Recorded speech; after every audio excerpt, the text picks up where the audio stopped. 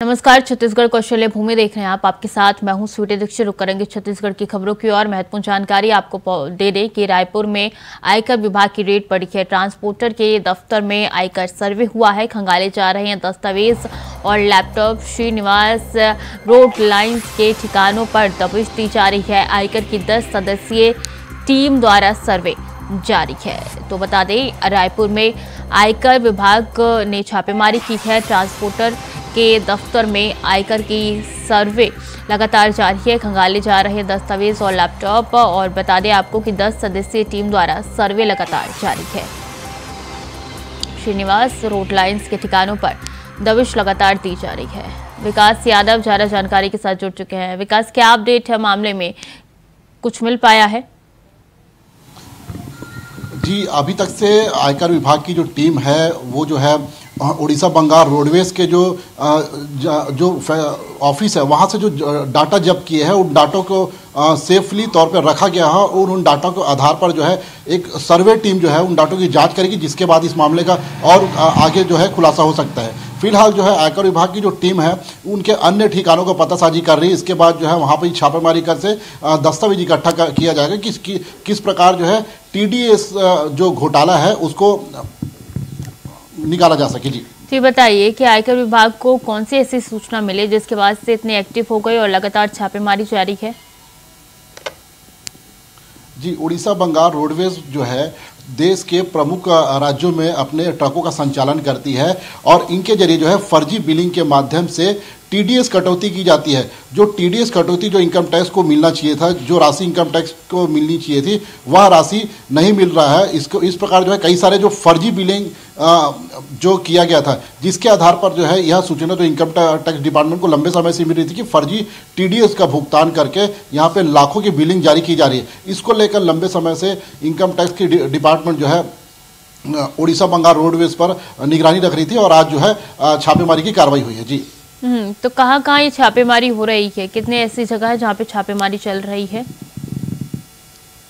जी, छत्तीसगढ़ की राजधानी रायपुर में पंडरी स्थित उड़ीसा बंगाल रोडवेज की ऑफिस है। वहाँ पे रवि अग्रवाल जो इसके संचालक है उनकी एक ऑफिस है, जहाँ पे जो जितने भी कंप्यूटर और दस्तावेज रखे गए थे उन्हें इनकम टैक्स विभाग ने जब्त कर लिया है। इसके अलावा जो है रवि अग्रवाल के जो अवंती विहार स्थित घर है वहाँ पर भी दबिश दी गई है इनकम टैक्स डिपार्टमेंट की ओर से और कई सारे दस्तावेज जो है अभी भी खंगाले जा रहे हैं। जी, कितनी सदस्यीय टीम मौजूद है? जी, इनकम टैक्स विभाग की 10 सदस्यीय टीम जो है पुलिस फोर्स के साथ जो है इस छापेमारी कार्रवाई में शामिल थी और इस कार्रवाई के दौरान जो है लोकल पुलिस को भी इसमें शामिल किया गया था। जी, तो लगातार छापेमारी चल रही है। अंदर कौन कौन मौजूद है इस वक्त? अभी 10 सदस्यीय जो टीम है इनकम टैक्स विभाग की वो मौजूद है। इसके अलावा जो है अन्य जो टीम है वो बाहर में पहरे दे रही ताकि किसी प्रकार की जो जानकारी मिल सके उसके आधार पर अब बाकी की और आगे कार्रवाई कर सके। जी, तो क्या गैजेट्स और कंप्यूटर लैपटॉप के पासवर्ड आयकर विभाग की टीम को दे दिए गए हैं? जी, अभी तक से इनकम टैक्स विभाग ने गैजेट को इकट्ठा कर लिया है, जिसके बाद जो है दस्तावेज खंगाले जा रहे हैं। दस्तावेजों के आधार पर ही जो बिल है उन बिलों की जांच की जाएगी, जिसके बाद में कितने घोटाला हुए हैं, TDS से कितने की टैक्स चोरी की गई है, इसका खुलासा हो सकेगा, जिसके बाद जो है आगे की कार्रवाई होगी। ठीक है विकास, बहुत बहुत शुक्रिया आपका तमाम जानकारियों के लिए।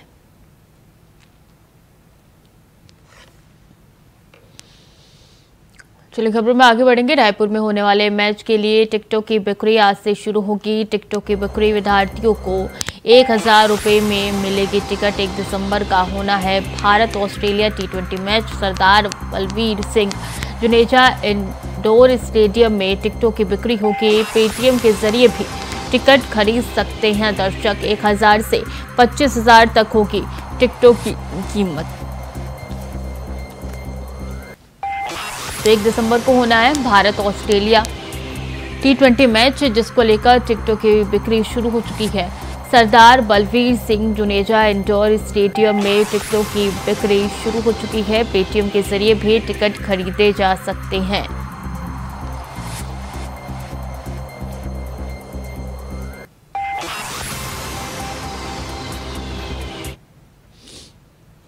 मामला गौरेला का है, जहां किसान से घूस लेने वाला एक पटवारी निलंबित कर दिया गया है। किसान से भूमि की चौथी बनाने के नाम पर पैसा लेने वाले पटवारी विजय प्रताप सिंह निलंबित किए गए हैं। सोशल मीडिया पे वीडियो वायरल होने के बाद एसडीएम के जांच प्रतिवेदन पर कलेक्टर ने ये कार्रवाई की है। बता दें कि पेंड्रा के बंधी गांव के रहने वाले किसान विनोद अग्रवाल से 4,000 रुपए रिश्वत लिए थे।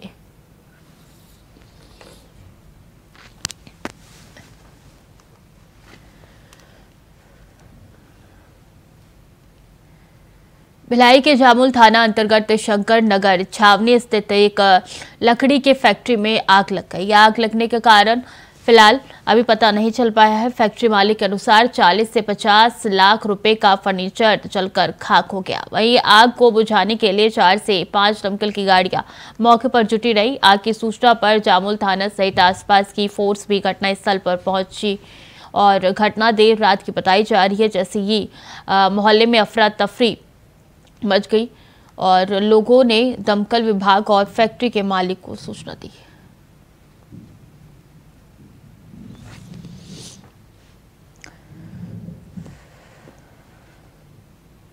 खबर सूरजपुर से है, जहां से एक अजीबोगरीब मामला सामने आया है। गोबरी नाला पर बनने वाली पुलिया गायब हो गई। दरअसल गोबरी नाले में परियोजना मद से पुलिस का निर्माण होना था, जिसको लेकर प्रस्ताव पारित किया गया। शासन ने इस प्रस्ताव को मंजूरी देते हुए यहां के ग्रामीणों को सुविधा मुहैया कराने के लिए इस नाले पर पुलिया बनाने के लिए 47,60,000 रुपए अच्छे पुल के निर्माण के लिए आरईएस विभाग को दी थी। वहीं इस पुलिया कांड को लेकर इन दोनों क्षेत्र में चर्चा जोरों पर है। क्या है पूरा मामला, देखिए इस खास रिपोर्ट में। इसमें ये मेरे संज्ञान में चीज आई थी और हमने इसमें ईआरईएस से रिपोर्ट मांगा, इनके द्वारा रिपोर्ट दी गई है। इसमें तरकोली से धरतीपारा जो पुलिया बननी थी, वो पुलिया वहाँ पर्टिकुलर जगह पे नहीं बन करके उसी ग्राम पंचायत में एक मलगा, तरकोली ग्राम पंचायत के अंतर्गत मलगा एक पंचायत है, जो पहले गांव था जो इंडिपेंडेंट पंचायत बन गया है, उसमें उन्होंने बनवाया है। और उसमें ये भी उन्होंने प्रतिवेदन में लिखा है कि क्योंकि इस जगह पे जहाँ पहले से प्रस्तावित था, यहाँ पे लगभग 150 मीटर की पुलिया बनती, जो 47 लाख रुपए में नहीं बन सकता था, लेकिन उसी नदी पे उसी ग्राम पंचायत में लोगों की जानकारी में, लोगों की सहमति के आधार पर बनाया। अभी कुछ दिन पहले हमको प्राप्त जानकारी के अनुसार कोरकोली से धरतीपारा पहुंच मार्ग पर पुलिया निर्माण जो कि 47,60,000 का है, लेकिन ना ही कोरकोली में ना ही धरतीपारा में ऐसा कोई पुलिया निर्माण हुआ है और न ही कुछ है। कोरकोली सरपंच से जानकारी के अनुसार प्रस्तावित किया गया था, लेकिन निर्माण नहीं किया गया है। और इस पुलिया निर्माण का पूरे बंदरबाट करके और पुलिया को काम प्रारंभ और पूर्णता सत्यापन हो चुका का यही मामला है। पूर्व में 2020-21 में प्रस्तावित था, जिसमें आज तक तो वहाँ पुल नहीं बना है। पहले क्या हुआ, प्रस्ताव देने के बाद इंजीनियर लोग आए थे तो बोले कि नहीं, यहाँ तो नहीं बन पाएगा, काहे ये छोटा पुलिया है, छोटा बजट है, यहाँ बनेगा तो बड़ा ही बनेगा। जिसके बाद इंजीनियर लोग चले, आज तक वहाँ नहीं बन पाया। खबर भिलाई से है, जहां थाने के अंदर गुंडागर्दी करने वाले पार्षद अभी सोनी और उसके बेटे की अब तक गिरफ्तारी नहीं होने से नाराज सतपाल सिंह शख्स मोबाइल टावर पर चढ़ा। बता दें कि पुलिस ने कार्रवाई का आश्वासन दिया था, लेकिन अब तक आरोपी की गिरफ्तारी नहीं हो पाई है। आपको बता दें कि पार्षद और उसके बेटे ने सतपाल की पकड़ी खींचकर उससे मारपीट की थी और थाने के अंदर भी धमकाई दिखाई थी।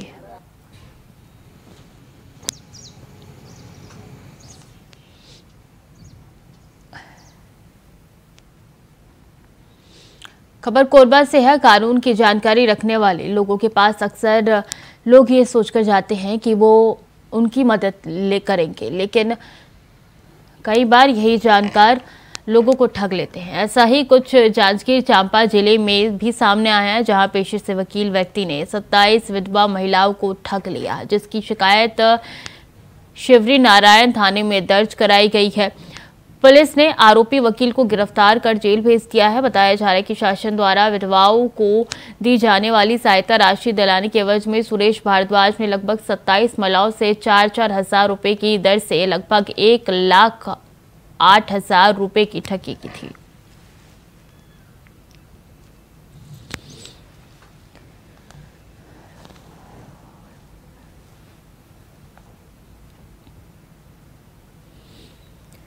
खबर कोरबा से है, जहां वन महानिदेशक चंद्रप्रकाश गोयल और कोल इंडिया के चेयरमैन पीएम प्रसाद ने दुनिया की सबसे बड़ी SCCL की गेवरा खदान का निरीक्षण किया। उन्होंने कहा है कि भविष्य में कई खदानों का विस्तारीकरण किया जाना है। इससे पहले उन्होंने मीडिया से भी चर्चा की, जहां उन्होंने SCCL की परियोजना की वन क्षेत्रों में हो रहे विस्तारीकरण की स्थिति का जायजा लेने की बात कही। वहीं वन महानिदेशक से चर्चा के दौरान इंडिया वॉइस संवाददाता ने भू विस्थापितों के संबंध में सवाल भी पूछा, जिस पर उन्होंने कहा कि भू विस्थापितों की समस्या उनके कार्यक्षेत्र की समस्या नहीं है, फिर भी विभागीय अधिकारियों से चर्चा कर वो इस समस्या का समाधान करने का प्रयास करेंगे।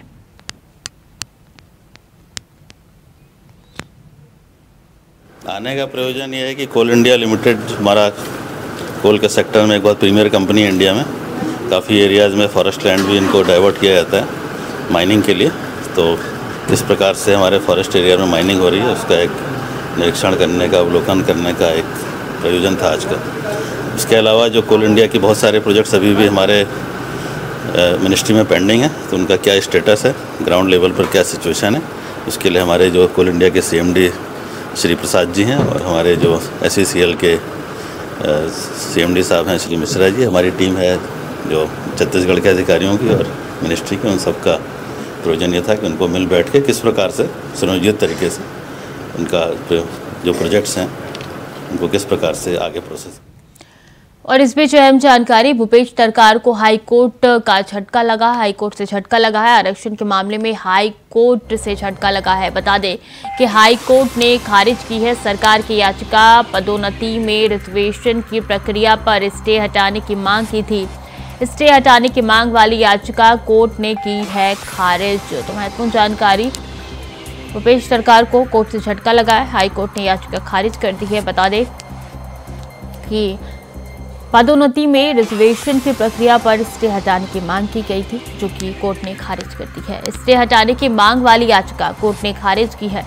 ऐसे में आपको बता दें कि भूपेश सरकार को कोर्ट से झटका लगा है और हाई कोर्ट ने ये झटका दिया है भूपेश सरकार को। पदोन्नति पर स्टे वाली मांग की याचिका खारिज हो चुकी है। आरक्षण के मामले में कोर्ट ने बड़ा झटका भूपेश सरकार को दिया है कि याचिका खारिज कर दी गई है।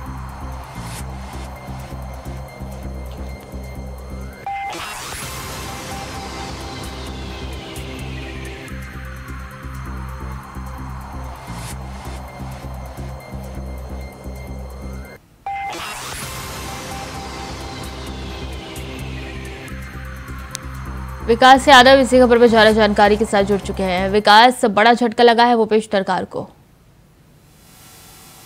जी, मैं बता देना चाहूँगा कि आरक्षण के मामले पर राज्य की भूपेश सरकार को एक बार फिर से बड़ा झटका लगा है।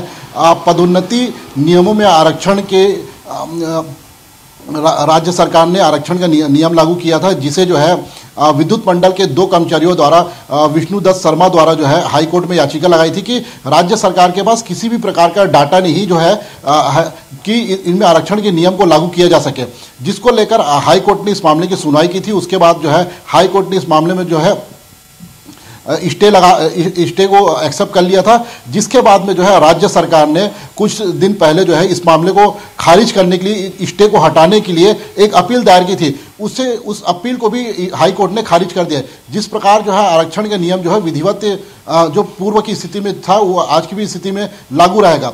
इस प्रकार जो है राज्य सरकार को आरक्षण के नियम में एक बार फिर से बड़ा झटका लगा है। जी, अगला क्या कदम हो सकता है सरकार का? जी, हाई कोर्ट के स्टे खारिज करने के बाद में जो है राज्य सरकार अपने पुराने जो नियम है उसी के आधार पर चलेगी कि किसी भी पदोन्नति पर अभी आरक्षण नियम लागू नहीं होगा और पुराने तरीकों से ही, पुराने नियम से ही जो है जो सभी को आरक्षण समान मिलता आ रहा है उसी तर्क पर ही आरक्षण के नियम लागू होंगे। जी, तो नए नियम की क्या ज़रूरत है और आखिर ये जरूरी इतना क्यों है?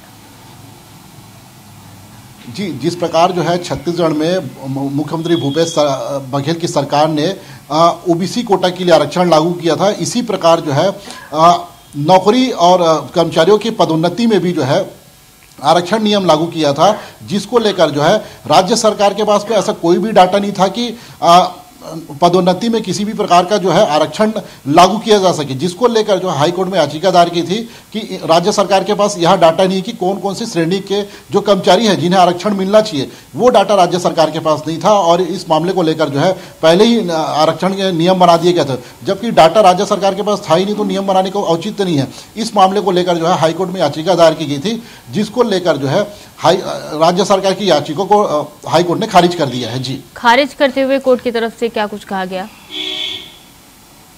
कोर्ट की तरफ से यह कहा गया है कि अभी राज्य सरकार के पास ऐसे डाटा नहीं है जिसमें जो है नियम को दरकिनार करके आरक्षण की नीति जो लागू किया जा सके। बता देना चाहूँगा कि राज्य सरकार ने पहले भी जो है इस मामले पर जो है नियम बनाकर जो है एक जो लगातार जो है एक वो बनाया जा रहा था कि किस प्रकार जो है जाति श्रेणी के लोग जो है लंबे समय से नौकरी कर रहे हैं और इन्हें किस प्रकार जो है पदोन्नति देना चाहिए। इस मामले को लेकर जो है पहले भी कई सारे जो प्रदर्शन हो चुके हैं कि किसी भी प्रकार की जो पदोन्नति में आरक्षण का नियम लागू नहीं होना चाहिए। इस मामले को लेकर जो है हाईकोर्ट में पहले ही विवाद चल रहा था, अब जो है बड़ा झटका जो है हाईकोर्ट से राज्य सरकार को लग गया है। जी, याचिका दायर करते हुए कोर्ट की तरफ से क्या कुछ कहा गया था?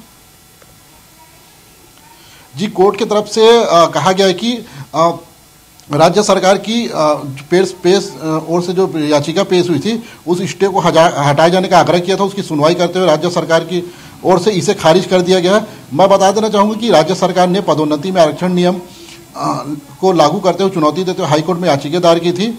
इस याचिका को विद्युत मंडल के कर्मचारी विष्णुदत्त शर्मा की ओर से अधिवक्ता प्रफुल्ल भारत ने इस मामले में बहस की थी, जिसके बाद जो है हाई कोर्ट के चीफ जस्टिस ने इस मामले पर सुनवाई करते हुए कहा कि सच में अभी जो है राज्य सरकार के पास पदोन्नति को लेकर किसी भी प्रकार की जाति श्रेणी के डाटा उपलब्ध नहीं है, तो इसमें जो है भी तर्क संगत न करते हुए इस मामले को खारिज कर दिया। सरकार जो है कोर्ट के पास गई थी याचिका दायर करने के लिए, जब पूरा का पूरा डेटा नहीं है, लेखा जोखा नहीं है, तो किस आधार पर ये याचिका दायर की गई थी विकास? ये बड़ा सवाल है। जी, मैं बता देना चाहूँगा कि लंबे समय से छत्तीसगढ़ में ओबीसी कोटे सहित अन्य जाति वर्ग को नौकरी में आरक्षण, साथ में जो है पदोन्नति में आरक्षण देने के मांग को लेकर जो है लंबे समय से आवाज़ें उठती रही है, जिसकी मांगों को मानते हुए राज्य सरकार ने नौकरी के बाद जो है पदोन्नति में भी आरक्षण देने के लिए यह नियम लागू कर दिया था, जिसको लेकर जो है पर इससे पहले राज्य सरकार के पास किसी भी प्रकार का डाटा यह नहीं था कि कितने कर्मचारी राज्य सरकार के पास ऐसे ऐसे जाति श्रेणी के लोग हैं जिन्हें एक मुश्त जो है पदोन्नति नियम के अनुसार दिया जा सके। पर इसी को लेकर जो है राज्य सरकार को हाई कोर्ट ने आदेश दिया कि पहले आप अपने डाटा उपलब्ध करवाइए कि कितने कर्मचारी जो है इस श्रेणी के अंतर्गत पदोन्नति होंगे।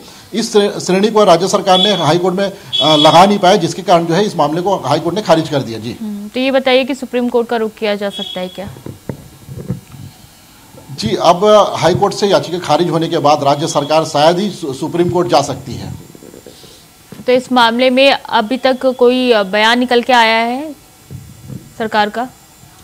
फिलहाल तो हाई कोर्ट के आदेश के बाद जो है राजनीतिक माहौल काफ़ी गर्म हो चुका है। इस मामले को लेकर जो है भाजपा और कांग्रेस दोनों एक दूसरे के विरोध में बातें कर रही है कि किस प्रकार जो है राज्य सरकार बिना नियम कानून के तहत जो ऐसे नियम लागू करती है, जिसके कारण जो है उन्हें मुँह की खानी पड़ती है। यह जो है भाजपा की ओर से ऐसे बयान अभी सामने आ रहे हैं। जी, ठीक है विकास, बहुत बहुत शुक्रिया आपका तमाम जानकारियों के लिए। खबर में आगे बढ़ेंगे। खबर बलौदाबाजार से है, जहां वन मंडल ब्लॉक कसडौल के बीट के नारायणपुर जंगल में एक युवक गाय ढूंढने निकला था। वहीं कुछ अज्ञात लोगों ने जंगली सुअर के शिकार के लिए करंट का जाल बिछाया था, जहां युवक करंट की चपेट में आ गया और उसकी मौत हो गई। कसडौल थाना क्षेत्र के ग्राम नारायणपुर का यह पूरा मामला बताया जा रहा है।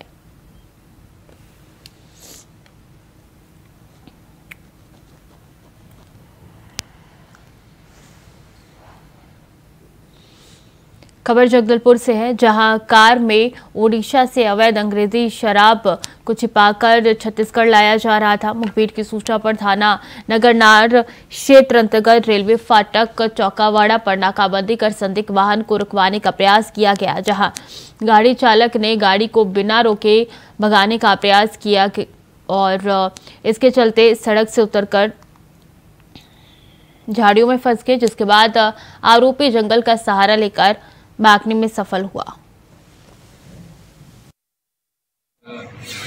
चौकावाड़ा के पास रेलवे फाटक के पास चेकिंग की जा रही थी, तो एक स्विफ्ट डिजायर कार पुलिस को देखकर वहां से भागने की कोशिश की, जिस पर वाहन चालक का नियंत्रण वाहन से खराब हो गया और जो है गाड़ी सड़क से उतर करके वहाँ नदी झाड़ी में फंस गई।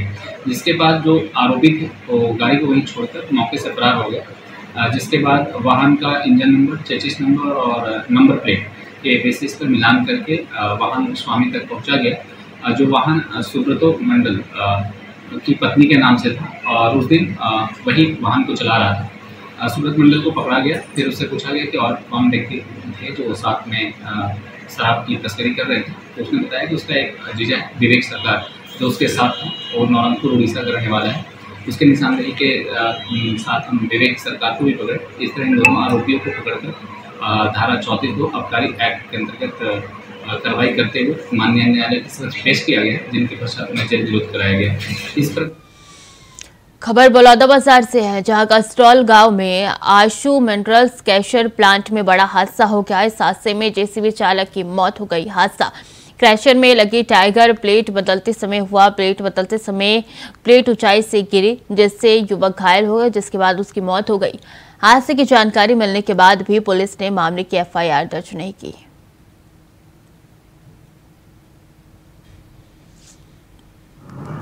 बोला पता नहीं है ना, मैं भाग रहे ना खेत तो जाने तो दुर्घटना हो गई है और कामा हुई से कैसे हुई से बोला मैं बता नहीं सका ना, मैं जानते नहीं करे और कहा मैं जाग देखे तो देख बोला देखे हैं तो खत्म हो गई से। अब वो चीज ला डॉक्टर मन कुछ कर सके पोस्टमार्टम में उन जानकारी 3 दिवस पूर्व कैटोल क्षेत्र में एक क्रशर में एक व्यक्ति जो वहाँ पे काम कर रहा था, उसकी काम के वक्त हादसा में मृत्यु हो गई है। इसकी जानकारी प्राप्त हुई है। तत्काल पुलिस के द्वारा वहाँ पे मर्ग कायम किया गया और जांच की जा रही है।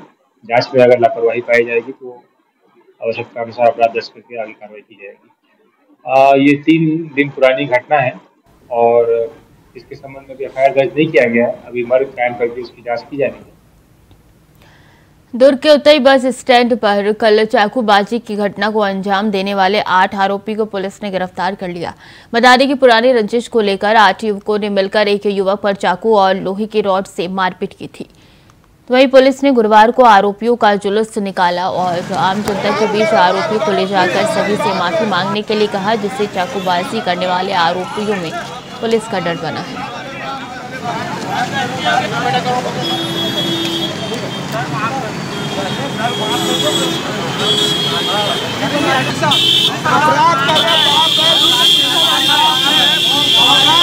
मेरा मोबाइल गया, मेरे को मोबाइल हो ना वो फेंक देना निकाल के।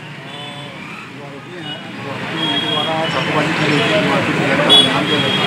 उनको घटनास्थल ले जाया गया था, घटनास्थल का प्रदीप करवाया गया है और साथ में उनको लेके वहाँ से सिटी कोतवाली ले जाया। इन्होंने अपना वीडियो वायरल किया था बसत पलाने के लिए, लेकिन इसलिए पुलिस ने भी उनको ले जाके पब्लिकली सबसे माफी मंगवाया है और वहाँ जहाँ घटनास्थल है वहाँ पर उनको घटनास्थल में घुमाया भी है। तो कुछ नहीं है, पुलिस अपनी कार्रवाई कर रही है। वो आरोपी वक्तव्य देते हैं तो उनका वक्तव्य। फिलहाल के लिए छत्तीसगढ़ कौशल्य भूमि में इतना ही। खबरें लगातार जारी है, देखते रहिए इंडिया वॉइस।